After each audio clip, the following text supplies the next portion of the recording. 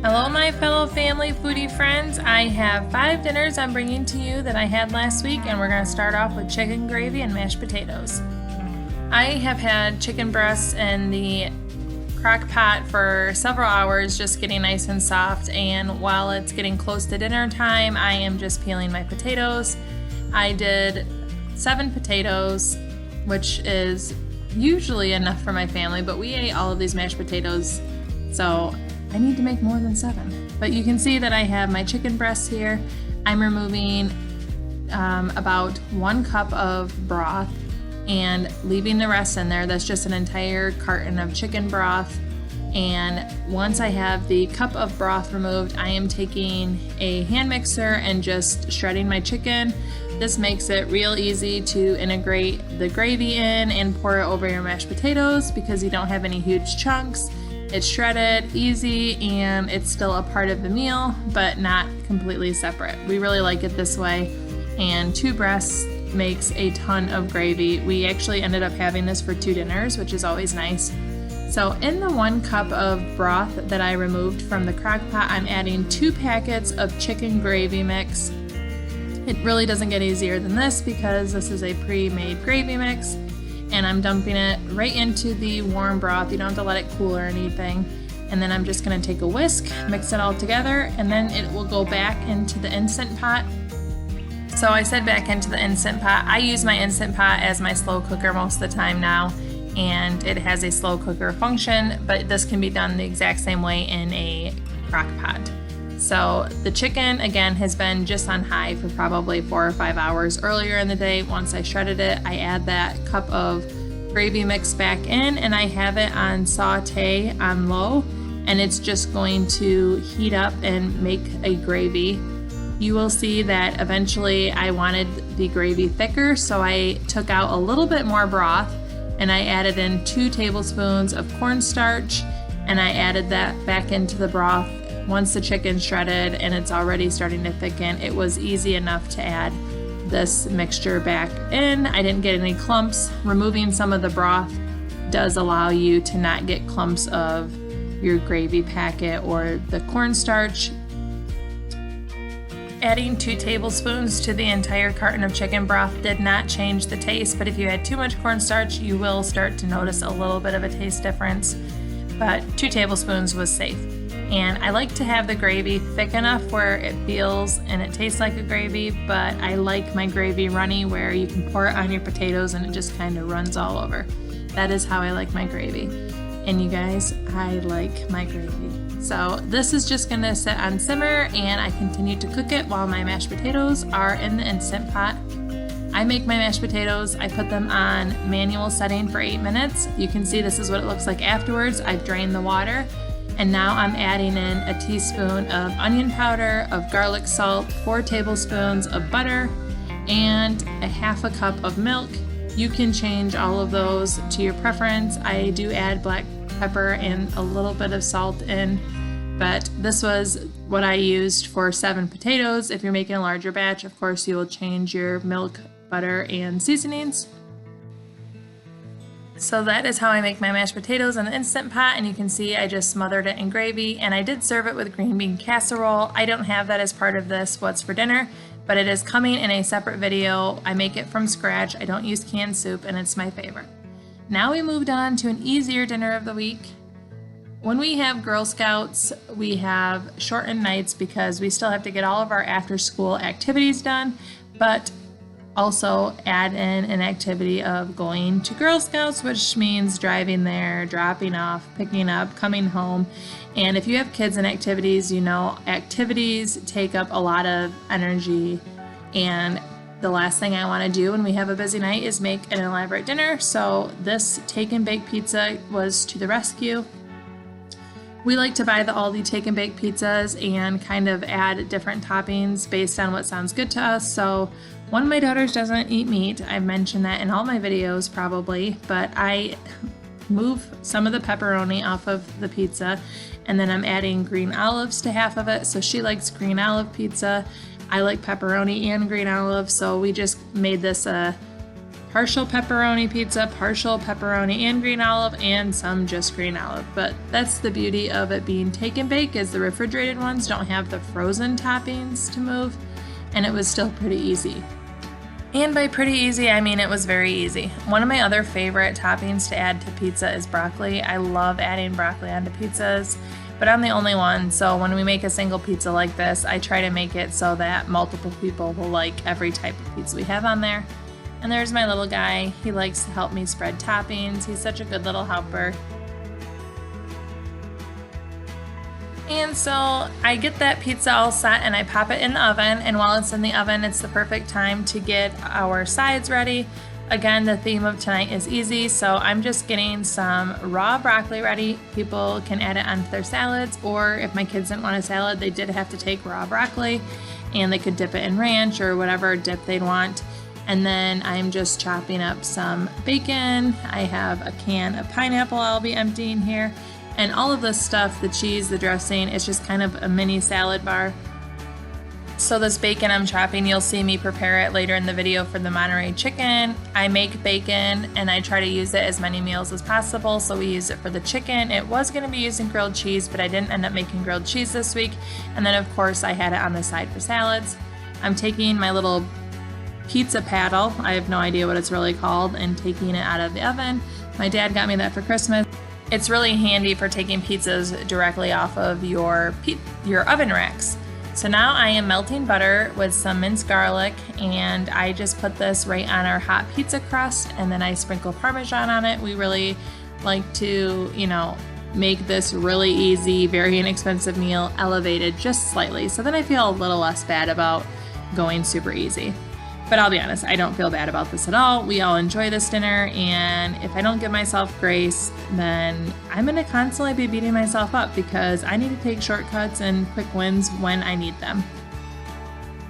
So I'm just getting a plate ready. I'm making my own salad. Everyone in my family makes their own salads except for my 3-year-old. Me or my husband will make his, but that way I don't have to argue about what's on it, and my girls are really good about eating salads.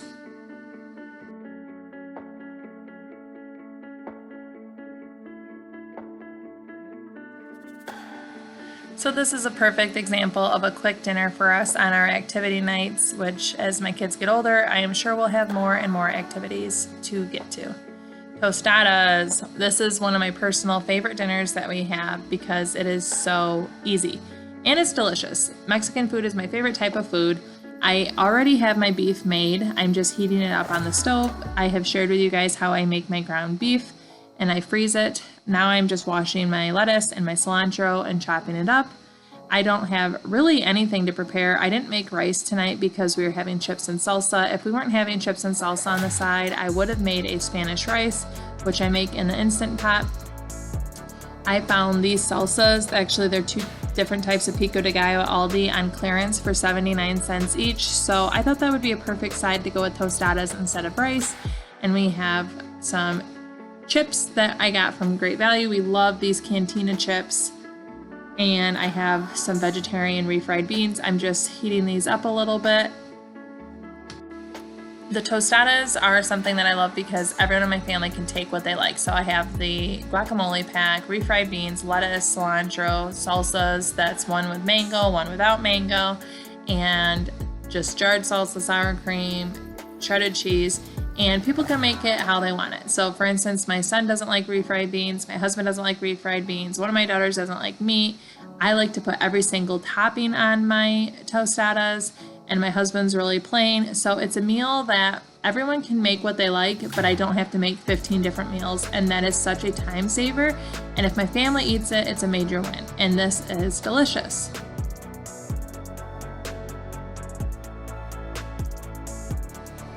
So this is a recipe that I found online, cookingwithcarly.com, I believe is her website. I will link it below, but it's a creamy marinara pasta that you make directly in your Instant Pot. I'm also making garlic knots from Aldi. These are crazy because you cook it right in the bag in the oven. I was afraid it would explode, but good news, it didn't. And you add everything. It's like a dump and go in the Instant Pot recipe, and who doesn't love those? If you're a mom with kids and lots to do, like me, I know that you're gonna love it. So you add in an entire carton of chicken broth. So this is how I make her version. Hers is slightly different. I will link hers directly below. But I have an entire carton of chicken broth and a cup of heavy cream. She has different ratios. I make it slightly less creamy and slightly less cheesy just because, man, it is a heavy dish. And you add in pepper and salt and you stir it all up. I also have minced garlic in there. So you dump the entire box of noodles. Do not stir it up. You just want to make sure your noodles are submerged. You want to have it cook for high pressure for 6 minutes and then let it naturally release the pressure for 6 minutes before you release it yourself. I was just getting my cheeses ready to dump in. So I'm just showing you me putting the garlic knots bag directly into the oven. Those are new at Aldi and they're delicious, but it was just so weird to me that you cook it in the bag. I've never seen that, but it did work and my whole family liked them. I also wanted to mention I was steaming peas in boiling water, so no big deal there, nothing fancy. And I'm adding all of my cheeses. I have Parmesan and mozzarella. You can see it is immediately melting. I have my Instant Pot set to saute so that the heat is remaining. It's not on just the warm setting, but you want to stir it and just melt your cheese. And you guys, this ends up being so ooey and gooey. No matter how much you stir it, it's not going to be fully integrated. I also have an entire jar of the marinara sauce, but it is really good. It's very comforting. It's perfect when you have like a chilly fall day, or if, say, you spent the day at the apple orchard, which is what we did, and you come home and you're a little chilly. This is a perfect meal. So we have our peas, the garlic knots, and the ooey gooey goodness. I was really excited to make this meal, the Monterey Chicken, because it was suggested from one of my viewers. I was doing a live meal plan with me, and I said I wanted to make a grilled chicken of some sort, and Michelle had suggested Monterey Chicken, which I've seen in restaurants. I've just never ordered nor made it, and I thought that was a great idea. So I have the bacon cooking in the oven. You also saw me use it later in the week for salad bars. But while that's in the oven baking, I am making my potato patties. I actually made these in the morning and had them ready to fry later in the day. They were really easy to prepare, but this is just leftover mashed potatoes. I made my chicken, gravy, and mashed potato meal 2 nights in a row. I made a fresh batch of mashed potatoes the second night, and I made too many because we ran out the night before. So this is a perfect use of leftover mashed potatoes. I have just made them into patties. I didn't add anything extra. Now I'm doing salt and pepper and then cheddar cheese on top. And I stuck these in the fridge until I was ready to pan fry them.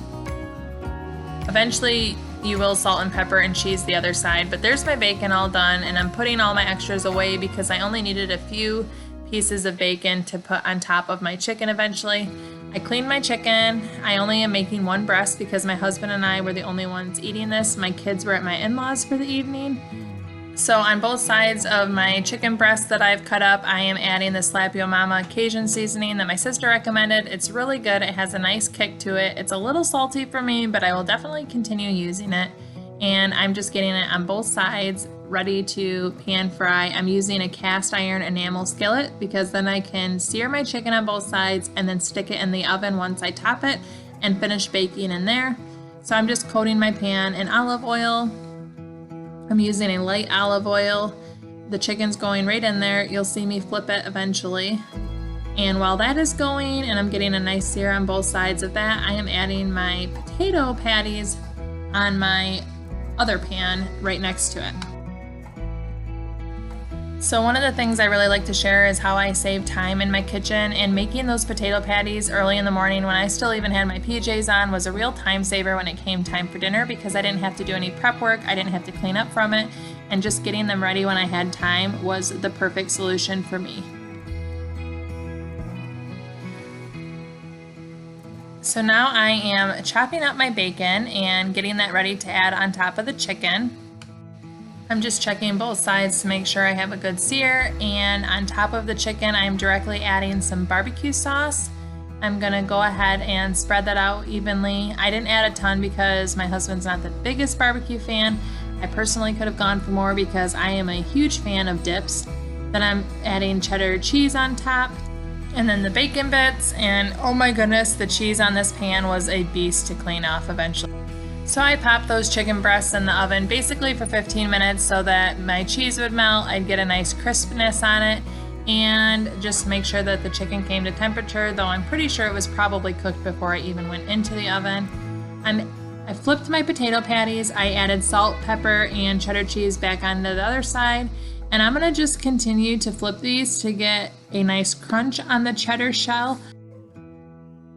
If you have never made these with leftover mashed potatoes, I highly recommend it. They're so good. I know they're not the most appealing looking and they kind of fall apart, but the crunchy, cheddary goodness, the salt, the pepper, and then if you make a decadent, creamy mashed potato, you already get the flavor of the butter and the garlic and the onion powder in your mashed potatoes. They're so good.